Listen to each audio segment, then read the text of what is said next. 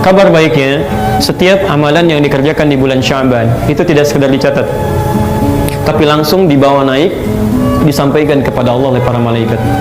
Allah itu sudah tahu, sudah maha tahu sebelum disampaikan, akan dikerjakan, setelah dikerjakan, semua diketahui oleh Allah. Tidak ada yang luput dalam pengetahuannya. Tapi yang paling penting, An-Nasai nomor hadis 2357 ini. Ketika Usama bin Zaid bertanya pada Rasulullah, ya, lima waraka, kenapa saya sering lihat Anda puasa banyak di bulan Sya'ban? Ya? Apa kata Nabi? Lihat kalimatnya, dzalika syahrun yaghfulu fihi an-nas. Itu adalah bulan yang sering orang lalai untuk mengerjakan amal saleh. Baik, karena Rajab biasanya berangkat ibadah, Ramadan ibadah, Sya'ban mulai istirahat, sehingga tidak ada persiapan ke Ramadan. Dan di bulan itu, khusus bulan itu amalan-amalan itu setiap dikerjakan, diangkat, disampaikan, disebutkan kepada Allah. Nah, baik disebutkan kencang kayak tadi ataupun tidak, itu sama, diangkat. Jadi kalau ya nggak apa-apa, itu bahasa anak-anak ya. Jadi kalau misal kita baca Al-Quran tadi ya, satu hurufnya berapa? 10 kebaikan. Anda baca di bulan Rajab misalnya, atau Jumadal Tsani, Jumadal Akhirah, ya, atau di bulan Al-Muharram, itu bacaan Anda hanya akan dituliskan. Alif Lam Mim, 3 huruf, 30 kebaikan. Dituliskan di kitab Anda khusus.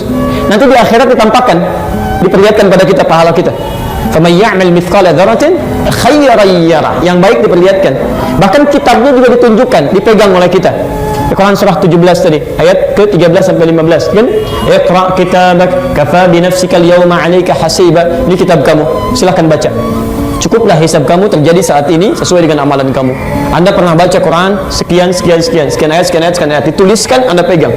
Tapi demi Allah saya katakan, lewat lisan Nabi, Sya'ban tidak. Begitu Anda baca Al-Quran, misal Anda bacakan begini, Alif Lam Mim, seketika bukan hanya dituliskan, tapi disampaikan oleh para malaikat. Ya Allah, si fulan baca surah ini. Ya Allah, si fulan bacakan ini. Ya Allah, si fulan kerjakan ini. Ya Allah, Masya Allah. Itu berebut nama-nama hamba Allah yang beramal disebutkan di hadapan Allah. Saya mau gambarkan gini ya.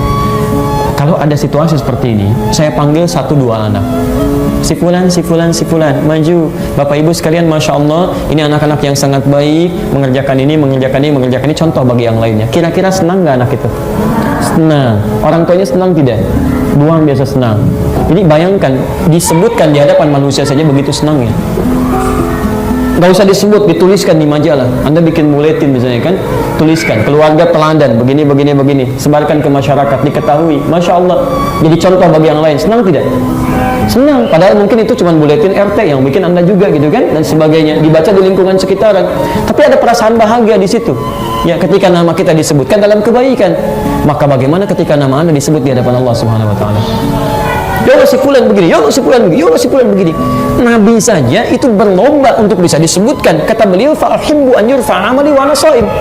Saya sangat bahagia ketika saya disebutkan nama saya, diangkat amalan saya sedang puasa. Karena kenapa Nabi pilih puasa? Karena umumnya orang-orang puasa akan cenderung mengerjakan amalan lebih banyak dibandingkan dengan yang tidak puasa. Silahkan, sunnahnya bisa kerjakan, baca Qurannya dilakukan dan sebagainya. Sehingga ketika dikerjakan banyak disebutkan, ya Allah, si fulan.